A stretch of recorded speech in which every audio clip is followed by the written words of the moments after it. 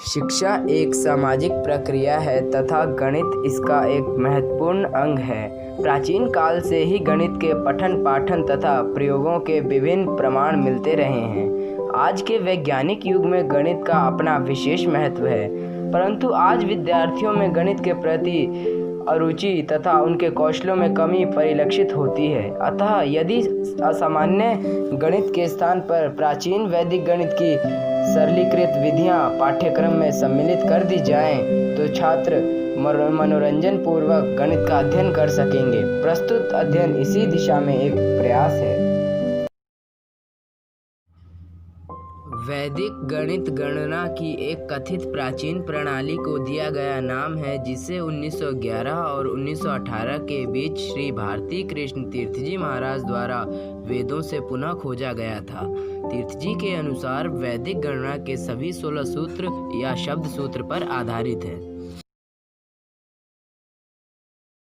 वैदिक गणित जगत गुरु स्वामी भारती कृष्ण तीर्थ द्वारा सन 1964 में विरचित एक पुस्तक है, जिसमें अंक गणितीय गणना की वैकल्पिक संक्षिप्त विधियां दी गई है। इसमें 16 मूल सूत्र तथा 13 उपसूत्र दिए गए हैं।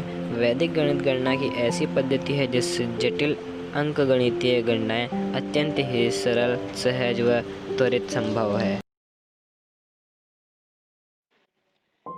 वैदिक गणित गणना की ऐसी पद्धति है जिससे जटिल अंकगणितीय गणनाएं अत्यंत ही सरल, सहज व तीव्र संभव है।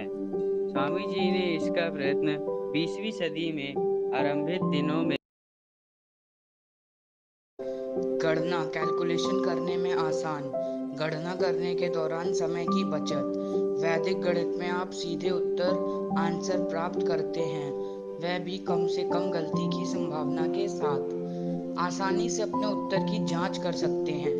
आंकिक योग रीति डिजिटल सम मेथड के प्रयोग से प्रश्न के उत्तर की जांच की जा सकती है। पारंपरिक गणित कन्वेंशनल मैथमेटिक्स में हम दाएं से बाएं भाग डिवीजन में बाएं से दाएं उत्तर प्राप्त करते हैं, जबकि वैदिक गणित के प्रयोग से हम दोनों तरफ से अपने उत्तर तक पहुंच सकते हैं।